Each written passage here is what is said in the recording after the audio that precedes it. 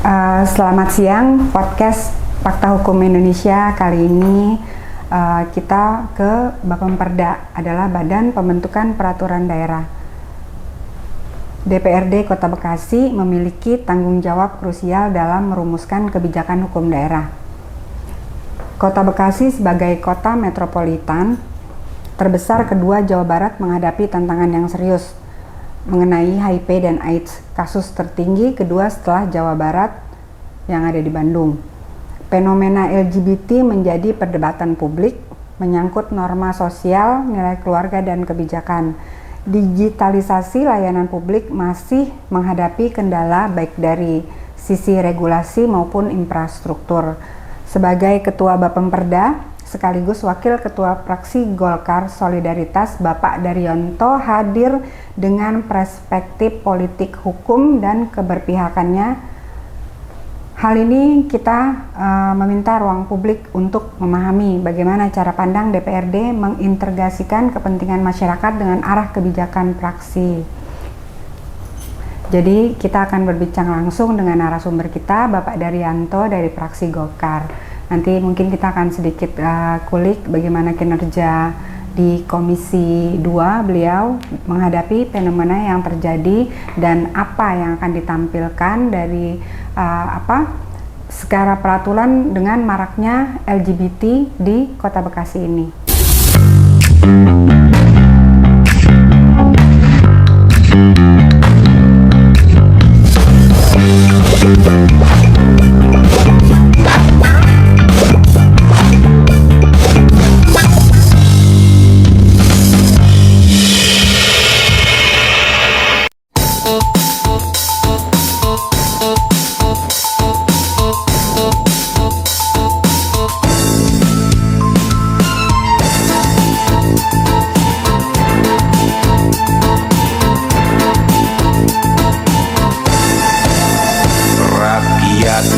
Kampung bargung bati bingung, jangar jenggiung ku harga nu melambung. Hirup terobah susah jeung susah, asa beuki parah kitu kieu sarba salah. Wakil rakyat unggal usik rapat, soal rakyat atas nama rakyat. Wakil rakyat unggal usik rapat, demi rakyat cenah untuk rakyat.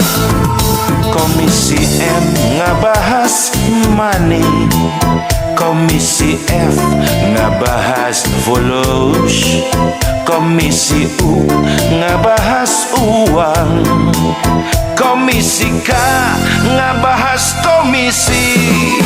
Wakil rakyat jeung wakil rakyat, rakyat mana nuku anjeun diwakilan.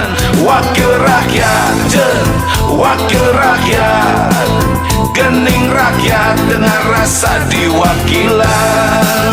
Wakil rakyat jeung wakil rakyat, araranjeun dipilih ku rakyat. Assalamualaikum warahmatullahi wabarakatuh. Selamat siang kepada sahabat Fakta Hukum Indonesia. Kali ini kita ada di podcast Dewan DPRD Kota Bekasi. Hari ini narasumber saya, Bapak yang ganteng ini, Bapak Daryanto, Ketua Badan Pembentukan Peraturan Daerah, ya Pak? Ya, betul. Bapak Bapemperda. Ya. Oke, Kota Bekasi dari Komisi 2 ya Pak? Iya, saya di Komisi 1 Pak. Oh, Komisi 1. Maaf ya Pak. Enggak apa-apa, enggak apa. Siap. Dulu di Komisi 2, sekarang ditugaskan oleh fraksi di Komisi 1. Oh, Bapak sekarang Komisi 1. Betul. Oke, siap. Pak, boleh memperkenalkan diri nggak? Oh, baik. Boleh. Baik, terima kasih. Izin perkenalkan diri, saya Daryanto. Saya dari fraksi Golkar Solidaritas, karena kami fraksi Golkar bergabung dengan fraksi PSI, Partai PSI. Jadi kami namakan fraksi Solidaritas, dan kebetulan di fraksi saya sebagai wakil ketua di fraksi Golkar Solidaritas, dan untuk di badan saya ditugaskan sebagai Ketua Badan Pembentukan Peraturan Daerah yang tadi Mbak Indah bilang Bapemperda, ya. Ada susah ya. Dan juga ditugaskan sebagai anggota Komisi 1. Komisi 1 itu adalah mitra kami itu di pemerintahan. Nah, itu tentang pelayanan di tingkat kelurahan, kecamatan, terus Dukcapil dan juga lembaga vertikal kita juga kita bekerja sama ataupun sebagai penghubung dengan kepolisian, kejaksaan dan juga pengadilan. Oh, oke. Berarti Bapak larinya ke institut tadi ya, Iya, pemerintahan ya, pemerintahan. betul. Oke, terkait. Yeah. Pak, aku langsung ke pertanyaan aja, Pak. Oke, boleh. Bagaimana Bapemperda mematakan urgensi perda di tengah dinamika sosial Kota Bekasi saat ini? Iya, jadi Bapemperda itu adalah salah satu tugasnya adalah kita mengkoordinir ataupun menjaga arus pembuatan perda di DPRD Kota Bekasi. Jadi kami mengkolektifkan perda-perda yang akan kita buat, yang akan dimasukkan dalam Pro-Pemperda. Nah, itu program prioritas pembentukan peraturan daerah. Nah, kalau di pusat namanya Prolegnas.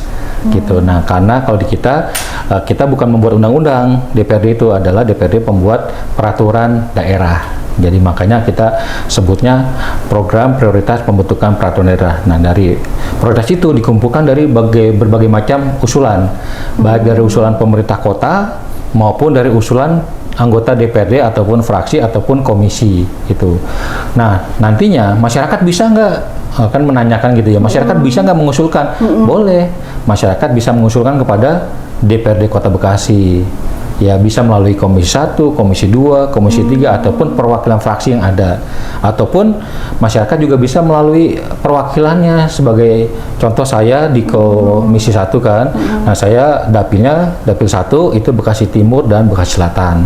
Nah, ada warga misalkan mengusulkan, Pak, ini contoh kemarin ya, ini Pak parkiran orang punya rumah, punya mobil, tapi nggak punya parkiran gitu. Betul. Nah, makanya akhirnya kita konsultasikan dengan teman-teman lain, kita sepakat kemarin kita adakan perubahan perda. Nah, kita buat itu bahwa sekarang untuk yang rumah mempunyai mobil wajib mempunyai garansi gitu. Nah, terus kalau dia melanggar gimana? Memang perda itu adalah peruntukannya sebagai payung hukum ataupun pegangan bagi penegak perda. Nah, penegak perda itu adalah Satpol PP kalau di kita, bukan polisi.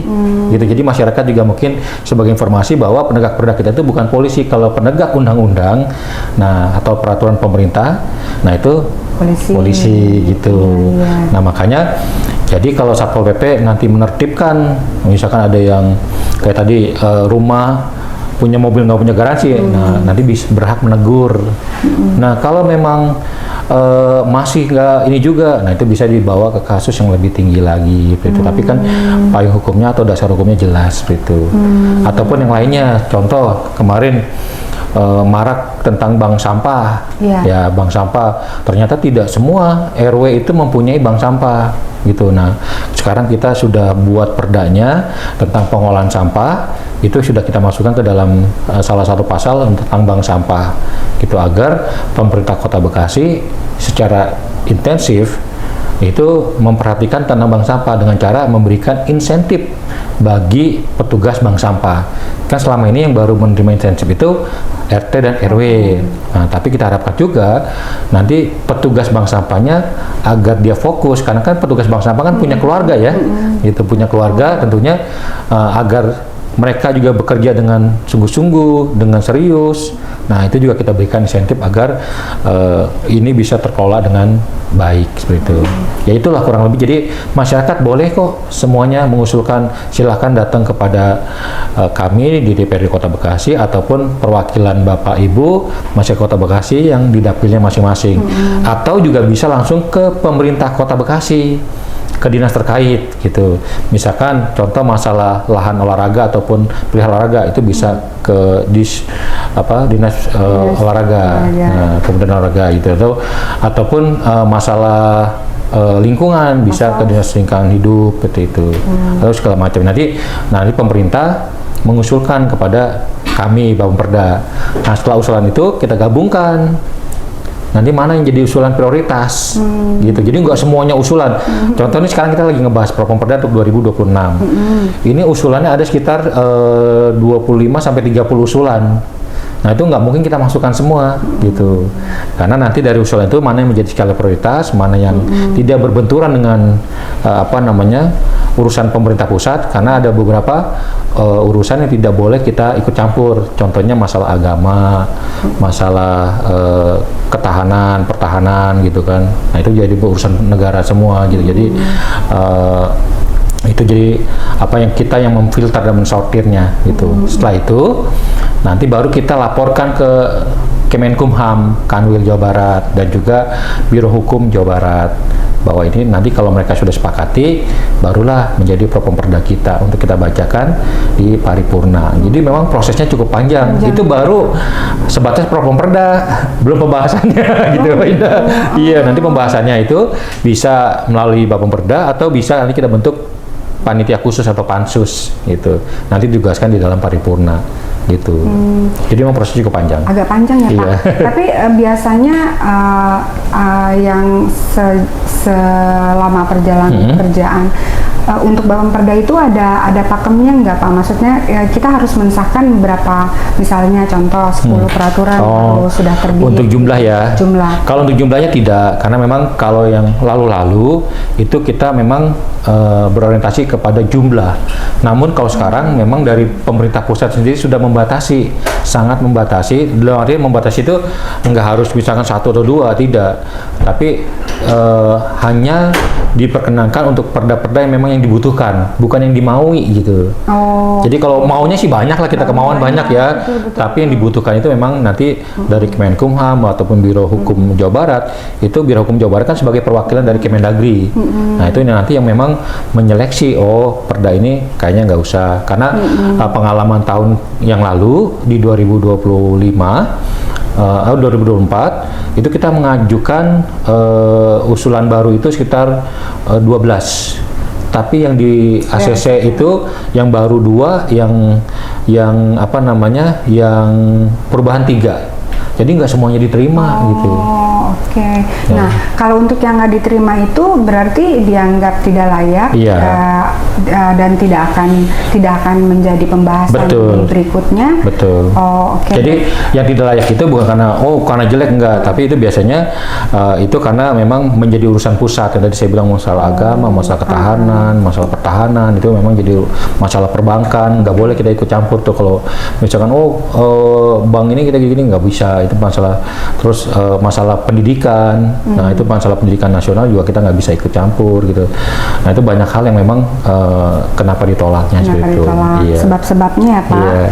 Nah, Pak, untuk yang agak sekarang lagi marak-maraknya ya, Pak, ya, terkait generasi muda kita tuh yang banyak suka sesama jenis, LGBT, kenapa itu? Padahal perempuan banyak. Kayaknya dalam kutip aneh ya, gitu. Kayaknya aneh ya, Pak, gitu kan. Bapak sebagai Bapemperda itu udah ada belum, Pak, rencana legislasinya untuk merespon gimana sih? Iya, jadi memang kemarin kita cukup tercengang juga ya pada saat MUI mengumumkan cukup marak dan juga jumlahnya juga sempat dijabarkan.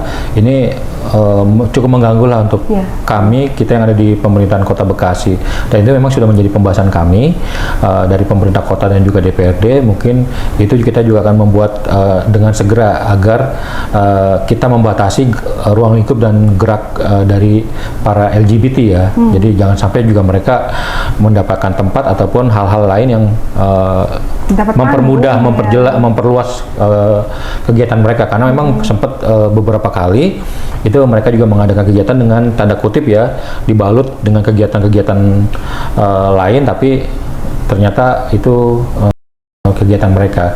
Cuman juga ya kemarin kan sempat hoax ya, ada ya katanya ditangkap di wilayah Harapan Indah. Itu tapi itu sebenarnya adanya di luar. Itu adanya di Bogor. Saya dapat informasi sebenarnya itu di wilayah Puncak. Itu saya juga sebagai laki-laki, aduh kenapa? Kasian kan ya, masih banyak loh janda-janda terlantar ya kan. Nah itu yang ketawa. Yang sampai ya itu mungkin dari pemerintah, baik pemerintah kota maupun DPRD dan kita tentunya masyarakat semua harus serius, harus benar-benar kita tidak bisa memandang sebelah mata perihal ini. Betul. Karena dari situ dampaknya sangat luar biasa. Bukan hanya bicara psikologis, tapi bicara juga penyakit. Ya kan akan hubungannya ya HIV kan, terus juga yang paling sangat mengganggu adalah psikologis mental. Betul. Ya, kita mungkin kalau ngeliat yang lebay-lebay gitu kan, jadi wadah gitu. Terus yang selanjutnya juga kan, ya itu kan juga sudah sangat jelas lah pertentangan dengan agama gitu. Iya. Terus untuk langkah konkretnya itu seperti apa, Pak? Ya, yang pasti kita kalau membuat peraturan daerah kan memang butuh proses. Nah ini kalau memang nanti dari pemerintah dan DPRD kita sepakat untuk dibuatkan peraturan daerahnya, kita akan buatkan peraturan daerah. Namun untuk langkah cepatnya itu Pak Wali Kota melalui Perwal itu bisa melakukan hal dengan cepat gitu. Karena ini kan juga kita nggak bisa tunggu. Nggak bisa, Pak. Iya, jadi bisa aja pemerintah dalam ini kepala daerah membuat peraturan kepala daerah ataupun peraturan wali kota untuk membuat peraturan teknisnya tentang hal tersebut. Dan tentunya kami di DPRD sangat mensupport hal itu. Jangan sampai di Kota Bekasi terjadi dan menyebar luas di wilayah itu kita. Penyakit, Pak. Iya, betul sekali. Dan hampir rata-rata korbannya itu juga sekarang anak-anak sekolah. Iya. Tingkat sekolah. Kalau dulu saya dengar ya orang yang LGBT itu yang sudah dewasa. badannya bagus-bagus. Iya. Sekarang udah menyebar ke badan yang gendut juga. Betul. Jadi kalau dulu kan itu komunitasnya bisa kelihatan tuh ya kan. Ya mohon maaf ya kalau yang bukannya ini ya kayak di tempat-tempat hiburan, terus di tempat-tempat kebugaran dan segala macam, karena memang mereka lebih menyukai karena bentuk tubuh awalnya gitu. Tapi ya sekarang rupanya menyebar luas ke yang hal-hal lain juga gitu. Ya tadi Bu Indah bilang, nah ini juga yang harus kita cegah itu jangan sampai masuk ke lingkungan sekolah. Betul. Gitu. Apalagi kan kalau dulu yang kita tahu itu kan LGBT umurnya kan juga rata-rata dewasa, dan jangan sampai LGBT ini masuk ke umur yang usia sekolah, itu yang bahaya. Dan mereka menularkan kan Pak, karena yang kapasitasnya dia sudah mapan secara finansial, dia membujuk anak-anak sekolah masuk dengan uang dan segala macamnya, dan itu benar-benar perlu perhatian concern pemerintah Pak, gitu, supaya nggak yang ngeri lah. Kan kita semua ke bawah-bawah nanti perlu generasi unggul lah, ya kan. Iya, kita mau menuju Indonesia emas nanti kan. Bagaimana kalau generasi kita demikian kan gitu. Nah, makanya tadi yang Mbak Bu Indah yang tadi saya sampaikan, mungkin dalam waktu singkat pemerintah Kota Bekasi dalam hal ini Pak Wali Kota mungkin bisa mengeluarkan perwal agar bicara teknisnya mencegah hal tersebut. Dan tentunya kami dari DPRD juga sangat mensupport hal tersebut, dan bukan hanya kami mungkin ya. Ya contoh pasti tokoh agama, tokoh masyarakat, LSM, dan semuanya pasti kita akan bergerak sama-sama untuk memberantas hal tersebut lah gitu. Jadi bukan hanya kita kurangi, bukan hanya kita cegah, tapi kita berantas. Betul Pak. Benar, itu penyakit Pak. Betul. Jadi kayaknya sekarang itu untuk dunia pendidikan anak-anak attitude-nya agak kurang Pak. Betul. Terus udah gitu empatinya, rasa pedulinya, kenapa ya? Entah mungkin karena digitalisasi juga lebih banyak orientasinya ke HP. Jadi mereka lebih gampang terserap juga kan dari ini. Nah, mungkin itu dari Bapak juga Diskominfo atau supaya lebih untuk akses yang porno yang itu bisa diblok ya. Iya, diblok. Betul. Terus edukasi ke sekolah-sekolah juga betapa bahaya. Kalau edukasi sekolah kita sudah kita lakukan, dan juga kita kemarin juga di penyempurnaan perda tentang layak anak itu juga kita sudah lebih sempurnakan, termasuk tadi masalah itu. Ya mudah-mudahan lah pencegahan itu kita bisa berantas hal tersebut lah gitu. Amin, itulah gunanya Bapak yang ganteng-ganteng ini ada di anggota dewan. Maksudnya kan kita kan kalau ibu-ibu ibu-ibu mungkin Iya. kan punya. Tapi ibu kan ada juga LGBT itu bukan hanya buat kaum Iya. laki-laki, tapi kan kaum perempuan juga lesbi itu juga Iya, ada ya? itu juga ada itu juga bahaya sama bahayanya sama. Nah makanya jadi bukan hanya untuk kaum pria, Iya. kaum laki-laki, kaum perempuan juga ada. Iya. Nah ini Mungkin tuh ibu-ibu yang begitu patah hati sama bapak-bapaknya kan, karena kan ya. Karena itu ya.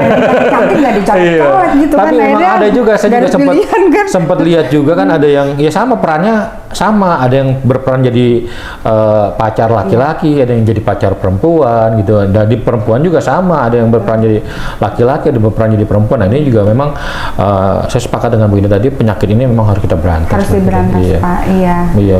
Memang masih kurang ya jumlah laki-laki perempuan di Indonesia atau khususnya di Kota Bekasi. Kayaknya nih ya Pak, gitu kan Pak, gitu Iya, kan. iya. Aduh. Iya. Mungkin juga nanti selain itu juga ya kita juga mungkin butuh bantuan dari seluruh elemen ya. Iya. Tadi ya intinya kita bukan hanya mencegah tapi kita memberantas hal tersebut lah.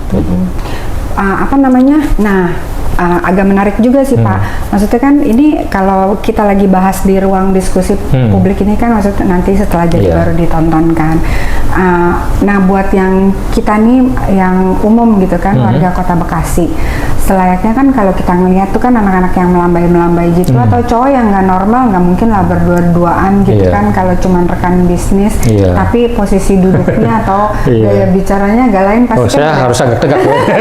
nggak gitu Bapak gitu kan Iya, iya, iya, maksudnya iya. ya kan jadi apa gitu apa maksudnya kita berhak untuk Iya. maksudnya kita bisa nyaman Betul, sebagai betul. orang untuk mengingatkan apakah mungkin nanti ada maksudnya ini kan cuma ngobrol ya Pak, mungkin siapa tahu Bapak jadi ada wacana gitu kan Iya. mungkin ada apa tulisan apa atau apa, jadi maksudnya kalau kita sebagai warga melihat hal yang Semacam ini nggak- himbauan ya gitu iya, ya, himbauan ini ya. nggak wajar nih Jadi gitu kan, kalau kita bisa negur gitu. awas ada anjing galak, kita awas dengan LGBT ya gitu. Bener ya Pak? Iya betul Kayaknya- betul. kayaknya maksud- Boleh juga nanti di itu Iya, agar Mak. kita buat disosialisasikan gitu kan, maksudnya sudah lah ya bilang nanti LGBT menyebabkan Iya. kematian gitu ya. Iya, benar, iya betul Pak. Iya. Kematian akhlak ya Iya, gitu ya. kematian Iya, akhlak, iya, iya. bener dong. Kan akhirnya jadi maksudnya yang perempuan-perempuan cantik kan karena Iya, kalah betul. saingannya kan, Oh. iya kan, Iya, iya. nggak dilirik gitu kan, akhirnya kehabisan kan. Jadi udahlah sama cewek aja gitu kan, karena cewek lebih mengerti gitu kan ya kan. Iya, Nah, saling cowok- memahami ya. Jadi fisiologis Mungkin ya, betul-betul. Gitu-gitu Baik kan. baik Bu Indah, nanti kita coba apa namanya diskusikan ini dan tentunya ini juga tadi yang saya sampaikan menjadi PR kita bersama dan ini saya sepakat sama Bu Indah harus segera kita. Iya, karena maksudnya itu saya alamin sendiri Pak, gitu kan, maksudnya. Oh, maksudnya Bu Indah mengalami? Bukan. Oh. Bukan. Bapak itu maksud aku jalan ke mall, Iya, iya, gitu kan, iya. kita Melihat jalan ya di ke situ mall, ya. iya kan, melihatnya gitu, pingin negur, tapi kan ada yang Iya, iya. maksudnya ini sama itu kan hak Iya. pribadi. Padahal Betul. itu kan mengganggu. Kalau Iya. hal itu dibiarkan di ruang publik itu dianggap Iya, normal. betul. Padahal Tidak itu boleh tidak ya. normal kan. Di luar publik tidak boleh, ya. Itu maksud aku. Bukannya di luang publik tidak boleh, di luar dimanapun tidak boleh, di Tidak Kota boleh. Bekasi harus tidak boleh. Gitu. Nah itu Ya. Pak, jadi jangan mereka yang karena merasa itu Iya, iya. wajar gitu kan, Iya, iya. itu enggak. Betul. Kayaknya mungkin agak lebih perhatian ya Pak, Baik, mungkin baik. pelang besar-besar gitu, ya kan banci dilarang masuk gitu kan. Banci dilarang masuk. Iya nggak Maaf sih? ya para ini. Iya. Kan saya itu karena memang aku emosi Iya, iya. pasti gitu. Nah, Iya, iya. Pak, Iya. fenomena LGBT ini kan kerap menimbulkan perdebatan. Bagaimana DPRD menempatkan isu ini dalam kerangka regulasi daerah tanpa diskriminatif, tetapi tetap menjaga norma masyarakat. Agak nyambung tuh Pak. Nggak ada perdebatan ya buat kita. Jadi kan tadi kita sampaikan, kita nggak ada perdebatan bahwa memang LGBT itu Sepakat. sudah tidak ada tempat di kita. Ya, Itu harus bukan hanya diberantas. kita jaga, tapi harus kita berantas gitu. Karena ini kan yang tadi Mbak Indah bilang ini penyakit. Ya artinya penyakit ini kan penyakit psikologi, penyakit akhlak. Ya ini juga akan merusak apa namanya mental anak-anak kita selanjutnya, mental bangsa gitu. Jadi memang kita tidak mentoleransi itu lagi gitu, dan itu juga memang sudah disepakati oleh seluruh pemuka agama, terus tokoh masyarakat, LSM dan semuanya kita sepakat untuk hal itu kita tidak ada debat lagi, tidak yang perlu didebatkan, memang itu tidak diperbolehkan gitu, itu Mbak. Dan karena memang maksudnya akibat dari perbuatan itu jadi menimbulkan Jadi kalau bicara masalah tadi hak asasi dan sebagainya macam itu kan bukan di kita ini adalah bangsa beragama. iya. gitu. Kalau kita sudah mengakui bahwa kita adalah bangsa beragama, agama mana yang mengakui LGBT? Gitu. Dasarnya itu ya, Pak? Iya. Jadi memang bukan, sekali lagi bukan bicara masalah sekarang kalau bicara hak asasi manusia, bagaimana dengan hak kita yang normal? Iya, betul. Gitu. Jadi makanya sekali lagi ini mohon maaf bukannya kita diskriminatif, tapi memang ya itulah kita lihat acuan negara kita apa, ya kan, dasar kita apa, agama adalah tiang, tiang agama apa, tiang dari semua akhlak kita, gitu. Dasar negara kita juga jelas, kita mengakui agama yang kita akui udah jelas. Nah semua agama yang diakui oleh negara itu menentang hal tersebut ya. Ya sudah, gitu aja. Jadi kalau mau jadi LGBT jangan di Indonesia. Iya, jangan di Indonesia, betul. Kerja aja bisa sih, gitu kan. Agak ya kan, bener agak sih. Ya tapi bener pasti kan. Betul. Maksudnya kalau aku baca di berita, maksudnya kasus pembunuhan, mutilasi dan segala, pasti pasangan misalnya sesama jenisnya. Betul. Betapa ekstrimnya tingkat. Karena cemburu ya, cemburunya gitu lebih. Iya itu akhlaknya sudah rusak ini. Benar-benar gitu Pak. Jadi maksudnya saya juga agak tertarik juga hari ini dapat konten ini karena gemes juga Pak. Gemes ya kan? Nantilah sama-sama kita intinya kan juga dari tokoh-tokoh agama sudah mendeklarasikan untuk pemberantasan itu. Bukan hanya membatasi ya, sekali lagi gitu. Okay. Iya. Apakah ada ruang dalam Prolegda untuk membahas perda terkait perlindungan nilai keluarga di Bekasi? Nilai keluarga di Bekasi. Ya, jadi kalau untuk keluarga baik, keluarganya dalam hal apa nih ya? Dalam keluarga normal lah. Oh. Agak ekstrim ya. Bapak jadi bingung, Mbak, keluarga mana nih yang ibu Mbaknya tanya gitu. Ya, jadi memang kalau kita kembali lagi, kalau terkait masalah usulan perda apapun kita akan terima. Kita akan welcome. Nah, tapi tentunya untuk mengusulkan perda itu perlu ada kajian. Nah, kalau tadi Mbak Indah bilang terkait masalah keluarga, ya apakah itu keluarga berencana atau keluarga sejahtera ataupun apa, ya tentunya memang itu sudah ada perdanya tentang beberapa hal tersebut. Namun kalau memang masih dirasakan kurang, kita bisa melakukan penyempurnaan. Nah, hanya penyempurnaan di bidang apa, di hal apa. Nah, itu juga memang kita harus tahu daftar inventaris masalahnya seperti apa gitu. Jangan saya masalah, kadang-kadang kan ada yang mengusulkan itu dong masalah pendidikan gimana? Ya pendidikannya apa gitu. Kan nggak bisa juga cuman masalah mengusulkan itu dong masalah sosial, ya sosialnya apa gitu. Jadi emang harus secara spesifik, nggak bisa juga kita bicara secara general apalagi yang mengawang-awang gitu. Jadi sekali lagi pada prinsipnya Bapemperda kami di DPRD Kota Bekasi menerima segala apapun input masukan dari masyarakat, termasuk hal-hal yang memang untuk baik untuk pemerintah maupun untuk kepentingan masyarakat. Gitu. Nah, tapi untuk kasus yang hari ini kita bahas, Bapemperda itu sudah masih dalam tahap evaluasi, apa sudah ada kasus, terus direncanakan mau dibuatkan perdanya, atau sudah keluar perdanya? Itu masih dalam tahap mana, Pak? Gini, kita lihat kasus yang tadi disampaikan. Nah, contoh kayak tadi kasus masalah lahan parkir, itu kan memang sudah pernah ada kasusnya. Akhirnya kita cari jalan keluar, nah kita bahas, nah disepakatilah bahwa sekarang aturan jelas kita buat perdanya bahwa setiap rumah wajib memiliki lahan parkir. Nah ada juga yang begitu, ada juga yang belum kejadian, jangan sampai kejadian gitu ya. Nah tapi kan kembali lagi, kami manusia biasa, para anggota DPR itu manusia biasa Mbak Indah, jadi bukan Superman. Kita punya keterbatasan pengetahuan, kita punya keterbatasan pengawasan, wawasan kita juga sangat terbatas, dan kami dari berbagai macam disiplin ilmu, ada yang dari pengusaha, ada yang dari akademisi, ada yang dari sosial dan segala macam. Nah kumpullah di sini. Nah disitulah kenapa kita bentuk namanya panitia khusus, agar dari berbagai macam elemen itu bisa mencurahkan pemikirannya. Nah, tapi kita dibantu dengan orang-orang yang memang kompeten di bidang hukum. Kami punya tim ahli yang memang membantu kami dalam hal pengojolkan dari segi hukumnya seperti itu. Nah, kalau hal tersebut memang ternyata dirasakan sudah oke, nah baru kita pun juga kan nggak bisa langsung menyetujui itu. Kita bawa lagi ke Biro Hukum Provinsi yang sebagai perwakilan dari Mendagri. Nah, apa yang sudah kita sepakati, apakah ini melanggar dengan ketentuan yang lebih tinggi di atasnya, gitu. Nah, kalau tidak melanggar baru disetujui, tapi kalau melanggar itu bisa dicoret kembali ada yang tidak disetujui lagi. Oh ternyata ini bertentangan dengan aturan yang di atasnya, ada dicoret gitu. Nah kita harus merevisi itu lagi. Gitu. Kerja dari awal lagi? Enggak dari awal, artinya yang direvisi itu oh ya oke, ini kita ganti atau kita hapus gitu. Kalaupun kita ganti, ya itu kita harus kembalikan lagi ke sana. Oh ini oke, kalimat ini boleh gitu. Jadi memang dalam pembuatan peraturan daerah juga nggak semudah yang orang bilang, oh bikin aja lah segera lagi. Nggak bisa. Kita pernah merubah satu pasal aja, prosesnya sama.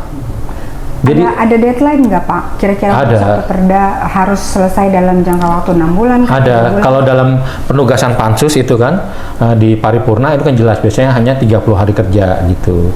30 hari kerja maksimal gitu. Nah, jadi kembali tadi, jangan kan gini Mbak Ida. Jadi kalau kita ngerubah satu pasal aja ya, merubah satu pasal, itu perubahan itu biasanya karena ada perubahan undang-undang yang lebih tinggi. Nah, biasanya kita menyesuaikan karena ini. Nah, itu kita harus melakukan proses sama seperti kita buat perda, harus dimasukkan ke Propamperda, terus dibahas, dibuatkan pansus. Karena kalau kita tidak melakukan prosesnya, nanti pada saat digugat kalah, gitu. Jadi jangan sampai ada celah hukum yang kemudian hari, akhirnya perda itu bisa menjadi cacat, gitu. Jadi kenapa repot-repot cuma ngubah satu doang gitu, kan? Biasa orang itu pengen cepet ya. Nah tapi nggak bisa begitu. Nah itu proses. Jangan sampai nanti pas digugat, oh ini nggak sesuai dengan proses. Nah itu kan jadi salah. Jadi kalau di dalam pemerintahan itu memang ada ketentuan-ketentuan yang memang harus dilalui, itu Pak Ida. Iya. Banyak juga ya pekerjaan Bapak. Semangat ya Pak. Iya. Ya. Pak, bagaimana DPRD menyeimbangkan antara hak asasi individu dan nilai sosial kultur untuk masyarakat Kota Bekasi? Jadi memang ini pertanyaan yang banyak orang bilang ya. Karena katanya nih lebih tinggi mana hak asasi atau hak masyarakat gitu, hak asasi manusia atau hak masyarakat. Nah, coba kalau saya tanya Mbak Indah, kalau kami dilantik harus mengutamakan kepentingan apa? Kepentingan masyarakat dong. Kepentingan masyarakat kan dibanding kepentingan pribadi. Yes. Nah sama kan artinya pada saat masyarakat juga sama. Pada saat kepentingan pribadinya ternyata harus lebih mementingkan masyarakat, harus kepentingan masyarakat. Gitu. Nah, sekarang kadang-kadang masyarakat juga harus mengutamakan kepentingan masyarakat atau mengutamakan kepentingan negara. Masyarakat dulu. Nah, jadi kalau masyarakat kan kita bicara masyarakat, itu kan bicara masyarakat Kota Bekasi. Yes. Tapi kalau bicara negara, lebih mengutamakan kemana? Negara. Ya, contoh kayak kemarin ya, kami menghargai penyampaian aspirasi dari teman-teman dari warga masyarakat semua. Ya, artinya kami juga setuju dengan tuntutan dari teman-teman semua. Nah, akhirnya dan termasuk DPR RI kan, oke. Harus dikorbankan dong kepentingan pribadinya. Ya dikorbankan, oke, kita berkorban, memang kita bekerja untuk kepentingan masyarakat. Nah, kepentingan masyarakatnya oke kita utamakan. Jadi makanya ada penyesuaian, ada efisiensi dan segala macam. Kita sepakat gitu. Nah, di tengah masyarakat, nah tapi ada oknum-oknum yang akhirnya pembakaran dan segala macam. Dan malah sampai nyaris mengganggu kepentingan negara yang lebih besar gitu. Nah yang ini gimana? Harus mengutamakan kepentingan negara gitu. Nggak bisa masyarakat lagi karena bicara masyarakat itu kan banyak. Ada masyarakat Jawa, masyarakat Sunda, masyarakat ini. Nah kalau bicara negara kan Republik Indonesia gitu. Jadi kalau kita saya kembalikan lagi ke Mbak Ina. Nah ini harus utamakan mana? Ya kalau negara ya negara lah gitu. Masyarakat pun harus ngalah. Ya. Gitu. Masyarakat pun harus ngalah. Kita harus utamakan kepentingan negara. Karena kita nggak bicara lagi, nggak bicara suku, nggak bicara agama, nggak bicara suku agama, adat istiadat dan segala macam. Ini bicara kesatuan Republik Indonesia gitu. Nah itu pun yang kami lakukan saat ini semua ya saya pikir sepakatlah kita harus menjaga kesatuan Republik Indonesia, harus menjaga kebersamaan dan bersyukur sekarang masyarakat Indonesia, nah warga negara kita ini udah semuanya sudah cukup dewasa lah, tidak lagi terprovokasi dengan hal-hal yang memang yang kemarin terjadi, terutama di Bekasi, ya alhamdulillah lah tidak sampai ada jadi pembakaran. Nah sekarang kalau pembakaran terjadi, yang diuntungkan siapa? Kan nggak ada. Yeah. Yang dirugikan banyak. Akhirnya di daerah-daerah yang kemarin dilakukan demo pembakaran dan segala macam itu kan akhirnya tidak bisa dipakai tempatnya daerah tersebut harus mengeluarkan biaya lagi untuk pembangunan. Yang harusnya uangnya sudah buat buat yang lain, betul. Lain, diulang lagi buat rekonstruksi. Betul sekali Mbak Indah gitu. Iya.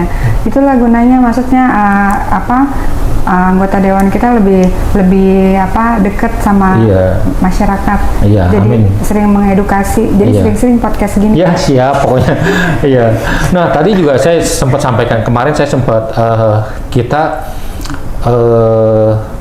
saya mensosialisasikan perda tentang pajak daerah dan distribusi daerah. Nah itu terkait masalah option, karena kan ini juga menjadi pertanyaan masyarakat. Pak, kok sekarang saya bayarnya 2 gitu kan? Ada bayar pajak, ini sama ada option lagi. Nah sebenarnya Bapak Ibu, ya ini informasi. Sebenarnya kita bayar pajak itu sama. Kalau misalkan saya bayar pajak motor 300.000, sebenarnya kita keluarkan sama 300.000. Cuman sekarang itu langsung dibelah, langsung dibagi 2. Pajak ini untuk penghasilan provinsi, option ini untuk penghasilan kota Bekasi. Gitu. Yang tadinya kan kita nunggu dana transfer dari provinsi, namun sekarang sudah langsung dipecah gitu. Jadi Bapak Ibu nggak usah khawatir, karena ini juga banyak ditanyakan, kok sekarang saya bayar ini pajak kok ada 2 begini ya, padahal nilainya sama. Gitu. Nah itulah. Gitu. Berarti Bapak harus sabar. Iya. Karena sabar. Iya, sabar. Kan nggak semua orang di Bekasi. Betul. Nah makanya informasi itu, jadi, terus manfaatnya buat kota Bekasi apa? Luar biasa dengan option itu. Ternyata sekarang kita bisa secara real time, kalau Mbak Indah bayar pajak motor, itu uangnya langsung masuk ke kas kota Bekasi. Jadi nggak langsung masuk ke provinsi dulu. Jadi ini Mbak Indah bayar misalnya motor 300.000. Nah untuk provinsi berapa, untuk kota Bekasi berapa, itu langsung kepecah. Set gitu. Jadi itu bisa kita langsung manfaatkan di pemerintah kota Bekasi gitu anggarannya. Dan juga yang mungkin masyarakat banyak nggak tahu, saya juga baru tahu pada saat retribusi untuk bahan bakar. Ternyata ada tambahan PAD bagi pom bensin di wilayah sekitar. Makanya kalau nanti Mbak Indah mau keluar kota, Mbak Indah isi bensinnya di kota Bekasi. Ternyata ada retribusi yang distorkan dari pom bensin ini kepada pemerintah kota Bekasi gitu. Ya. Oke. Ya, jadi nanti kalau misalkan Mbak Indah mau ke Bogor atau ke Bandung, nah full ini di kota Bekasi gitu. Iya, dengan gitu ya. Terus berarti tugas lagi kan? Apakah sumbangsih kita, anggap itu sumbangsih pemahaman. Secara nggak langsung kan kita memang gini, itu kan kebutuhan kita. Itu tidak mengurangi juga kita menambah pengeluaran tambahan, kan enggak gitu. Tapi dengan begitu kita berkontribusi terhadap penghasilan kota Bekasi gitu. Termasuk misalkan Mbak Indah makan, saya mau makannya nanti di sana aja di luar kota Bekasi gitu kan. Kan kota Bekasi nggak dapat PB1-nya, nggak dapat retribusinya. Tapi kalau Mbak Indah makannya di kota Bekasi, kan warungnya bayar retribusi, bayar PB1 gitu. Dapat. Nah, ini disetor kepada kas kota Bekasi, betul. Ya tapi kalau mau sekali-sekali makan di tempat enak di luar juga nggak apa-apa. Nanti katanya saya nggak bolehin orang makan di luar. Gara-gara podcast sama Pak Daryanto nih, ya kan? Nggak usah makan di sana aja minggir ya. Tapi tapi DPRD sendiri mengawasi bahwa sumbangan dari rakyat warga kota Bekasi itu memang betul nanti diperuntukkan buat pembangunan. Iya pasti. Nah sekarang kan kayak sekarang itu namanya retribusi ya, bukan sumbangan, namanya retribusi. Nah retribusi itu memang masuk ke dalam kas daerah itu yang dibayarkan oleh pengelola kepada dinas pendapatan daerah kita gitu. Itu nanti masuk ke kas kita seperti itu. Nah termasuk nanti misalkan Mbak Indah mau parkir mobil gitu kan, parkirnya jangan di luar. Misalkan Mbak Indah mau ke Bandung, parkirnya di mall aja, mall kita gitu. Caranya gimana keluarnya? PR banget Bapak. Iya, mentang-mentang mau dapat retribusi ya. Gak segitunya juga kali Pak, merepotkan gitu. Ya jadi intinya tentunya kami atas nama pemerintahan Kota Bekasi juga mengucapkan terima kasih banyak kepada seluruh masyarakat Kota Bekasi yang sudah berkontribusi baik pembayaran pajak, pembayaran retribusi ya, PBB. Nah pajak kendaraan juga kan sekarang masih ada nih dari Jawa Barat, kita masih ada pemutihan juga dari Jawa Barat, mungkin masih bila ada yang menunggak atau belum kemarin belum sempat, sekarang masih ada batas waktu sampai dengan ini, mudah-mudahan bisa terus lah gitu. Jangan sampai juga nanti kan, karena kita nggak tahu juga pemerintah kan nanti ada mau buat pembatasan untuk kendaraan yang pajak kendaraannya mati, itu akan dilakukan penertiban seperti itu. Kalau ditertipin nggak ditarik kendaraannya kan Pak? Ya itu belum tahu, makanya kan saya belum berani bilang apapun karena memang aturannya belum keluar. Apakah nanti sifatnya denda ataupun tadi yang Mbak Ida bilang penarikan ataupun dibelah kan gitu. Agak horor juga ya. Ya tapi intinya tentunya kesadaran masyarakat, kontribusi masyarakat ini ya inilah buat pembangunan Kota Bekasi. Mungkin kita sekarang coba Mbak Ida lihat hampir jarang lah di wilayah Kota Bekasi jalan-jalan yang rusak parah ya. Kalau mungkin yang sebagian rusak-rusak kecil mungkin ada karena masalah genangan air ataupun itu karena itu jadi rusak jalannya. Tapi sebagian besar jalan yang rusak parah itu hampir nggak ada lah. Dan pembangunan juga kita luar biasa seperti itu. Betul. Sampai tadi pun kayaknya udah masuk juga sih Pak. Emang kebetulan di gang rumah saya itu kan jalannya agak berkelok. Saya pikir kan itu keloknya kelok berapa? 9? Batu-batu gitu kan. Terus jadi ternyata udah ada tumpukan semen gitu kan. Udah siap ada pekerjaan ya, mau ada pekerjaan. Saya pikir kan alhamdulillah. Iya, betul, sampai udah masuk ke wilayah perumahan, maksudnya yang betul-betul diperbaiki jalannya. Iya sih. Yang kan sekarang ini juga bukan hanya dari peran masyarakat, tapi kan sekarang juga lurah-lurah kita, baik Bu Lurah maupun Pak Lurah, itu sekarang secara masif mereka keliling dan memang komunikasi juga sangat luar biasa dan bagus lah. Hampir rata-rata sekarang. Nah kita kan juga ada perda tentang pelayanan publik. Nah itu, jadi ada juga sanksi yang akan diberikan kepada penyelenggara, para lurah, camat ataupun ASN yang memang dalam hal pelayanan publiknya itu tidak sesuai dengan pelayanan publik. Namun ini juga saya mengingatkan kepada masyarakat. Nah pelayanan yang diberikan adalah pelayanan dasar gitu. Pelayanan dasar itu artinya gini, contoh misalkan kita nih saya tamu disiapkan air ya, air putih. Nah itu udah pelayanan dasarnya. Tapi kan ada juga yang komplain, kok cuma air putih doang sih? Kenapa nggak sirup ataupun yang lainnya gitu kan? Nah itu di luar. Tapi pelayanan dasarnya adalah diberikan minum gitu. Tapi kalau yang lainnya, nah itu ekstra gitu. Jadi artinya pelayanan dasar itu, nah itu pelayanan diberikan secara menyeluruh gitu. Jangan juga nanti kan ada yang komplain kan kadang-kadang, wow ini lama banget, nggak selesai-selesai. Nah, kita tahu juga lamanya berapa lama. Kalau misalkan buat KTP lamanya 3 bulan itu nggak mungkin. Kalau lamanya 1 jam, 2 jam, ya itu mungkin masih worth it lah gitu. Makanya kita juga pengertian dari masyarakat. Atau ada juga misalkan yang sebulan atau 1 minggu, nah itu mungkin kita cari akar permasalahan. Tapi kalau yang sudah lebih seperti itu baru. Tapi ada pelayanan dasar yang yang angka yang sudah dipastikan bahwa ini misalkan pelayanan dasar itu minimal 1 hari jadi. Nah kalau lebih dari 1 hari, nah itu berarti bukan pelayanan dasarnya sudah lewat gitu. Ini ada untuk digitalisasi layanan publik sering tersendat katakan tadi Bapak juga sampaikan sedikit di lapangan. Bagaimana Bapemperda memastikan perda yang lahir mendukung Smart City Kota Bekasi? Nah ini sudah ada usulan ya untuk 2026 nanti ada perda Smart City. Nah ini mungkin kita juga nanti akan meng-create perda ini agar benar-benar Kota Bekasi. Sebenarnya dulu Smart City itu sudah kita pertama kali saya jadi dewan itu tahun 2014, 2015 atau 16 itu kita sudah membuat Smart City. Bapak udah jadi dewan dari 2014? Iya, ini periode ketiga. Keren banget. Mbak Ida dari tadi kita ngobrol belum? 2014. Kok baru jadi warga Kota Bekasi? Bapak udah jadi anggota dewan. Jadi Smart City ini memang tujuannya untuk masyarakat bisa mengetahui segala, misalkan gini, rumah sakit mana yang kosong, misalkan gitu kan. Kemarin kalau Ibu lihat di Rumah Sakit RSUD Kota Bekasi itu ya di Camas Bula itu kemarin lagi wabah banget anak-anak demam gitu. Nah itu ternyata ruangannya numpuk Ya. Nah itu kan kesulitan masyarakat mengakses. Harusnya tuh yang bicara smart city itu kita bisa tahu rumah sakit mana nih yang ini. Nah itu seperti itu. Terus sebenarnya dulu juga niatannya kalau bisa kemacetan kita juga bisa ngontrol kemacetan di mana. Walaupun sekarang lebih simpel lihat Google Map lah gitu ya. Tapi ada hal yang lebih canggih, kita bisa lihat kemacetan sampai mana.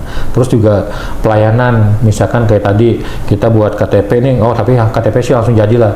Misalkan pembuatan izin itu kan butuh proses tuh ya. Misalkan 1 minggu. Nah ini sudah sampai mana, sampai dinas mana seperti itu. Harusnya udah ketahuan semua gitu. Nah itu yang kita harapkan juga nanti digitalisasi itu memudahkan masyarakat lah seperti itu. Dan digitalisasi kan bukan hanya untuk itu, malah kita yang lagi kejar itu adalah digitalisasi pendapatan.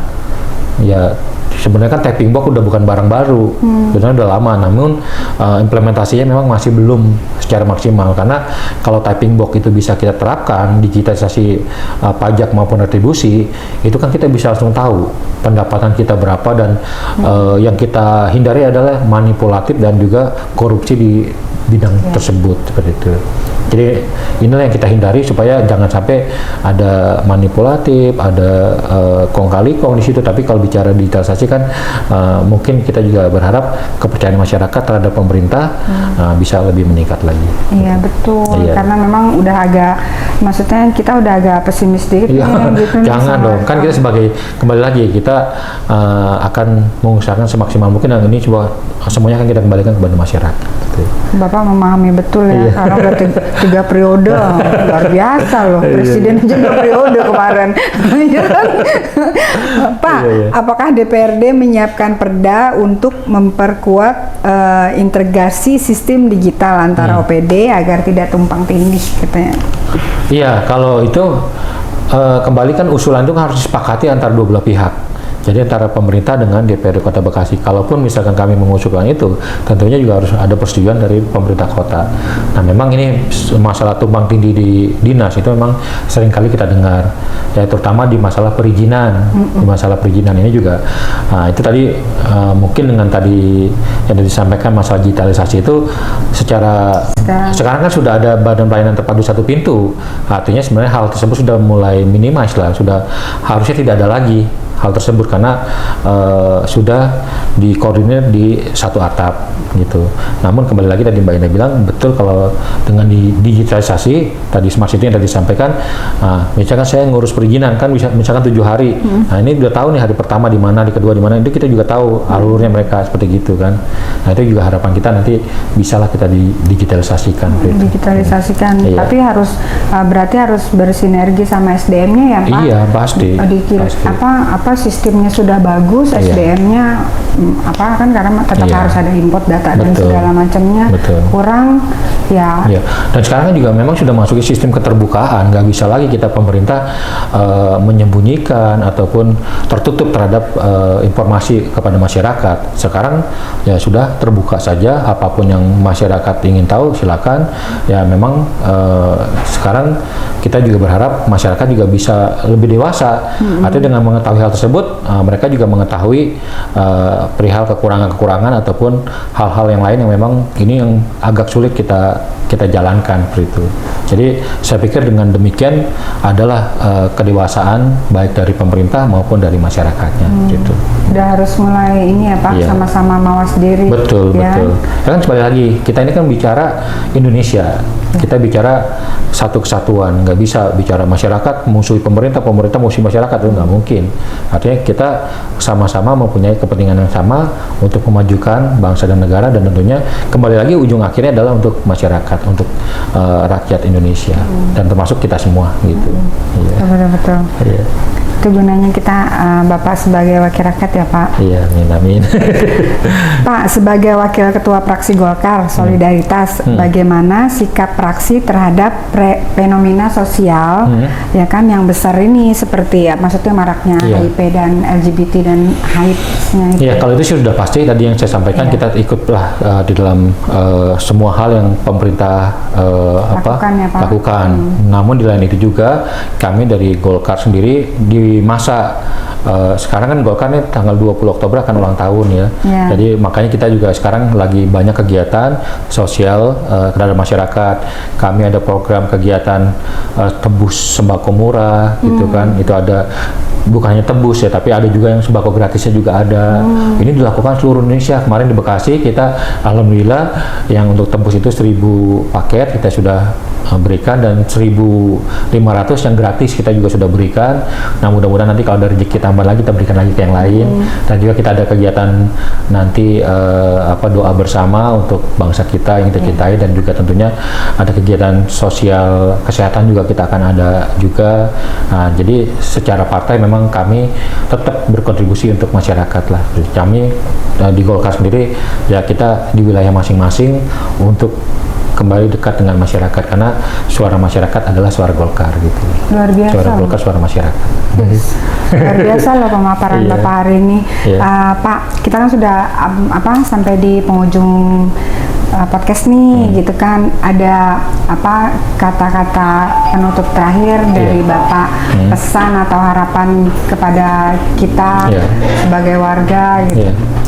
Jadi kalau untuk masyarakat Kota Bekasi, saya atas nama DPRD Kota Bekasi mengucapkan terima kasih yang sebesar-besarnya atas semua kontribusi. Kontribusi itu bukan hanya bicara materi, tapi juga bicara pemikiran, bicara kegiatan-kegiatan ikut serta di dalam pemerintahan, itu juga bagian dari kontribusi masyarakat. Dan selain itu juga kami juga berterima kasih sudah menjaga keamanan, kenyamanan di Kota Bekasi, hingga Kota Bekasi menjadi kota pilihan bagi masyarakat yang nyaman ya. Mbak Indah, tinggal di Kota Bekasi gimana? Di Harapan Indah, Pak. Nyaman nggak? Nyaman, tapi ke belakang ya, Pak. Jadi tentunya kondisivitas, kenyamanan, kita juga berharap nanti masyarakat Kota Bekasi menjadi masyarakat yang sejahtera, masyarakat yang berpendidikan, masyarakat yang memang berakhlak, dan juga masyarakat yang memang mempunyai taraf hidup yang layak seperti itu. Tentunya, tapi kembali lagi semuanya berkat kontribusi kita semua. Tidak bisa ini berdiri sendiri, tapi harus berdiri bersama-sama. Itu Pak Indah kurang lebih itu. Iya. Bapak, terima kasih banyak waktunya. Iya, terima kasih banyak Mbak Indah. Sama-sama. Sukses selalu ya. Amin. Dan kembali lagi saya juga minta support dari Mbak Indah untuk kembali mensiarkan perihal kegiatan dan hal-hal yang lain yang mudah-mudahan bermanfaat lah bagi masyarakat ya. Terima kasih banyak. Sama-sama. Oke, akhir kata tadi perbincangan menarik kita dengan Bapak Daryanto dari fraksi Golkar. Luar biasa, beliau sudah 3 periode dipercaya sama kita warga Kota Bekasi. Semoga beliau tetap amanah, tetap merakyat, tetap mendengarkan aspirasi rakyat, dan menjadikan Kota Bekasi ini sebagai rumah yang layak, tingkat pendidikannya bagus, kesehatannya oke, dan jadi kota yang Pak, modern ya Pak, iya, gitu. Oke, sampai ketemu lagi di podcast Dewan kita selanjutnya. Yuk, terima kasih. Aduh.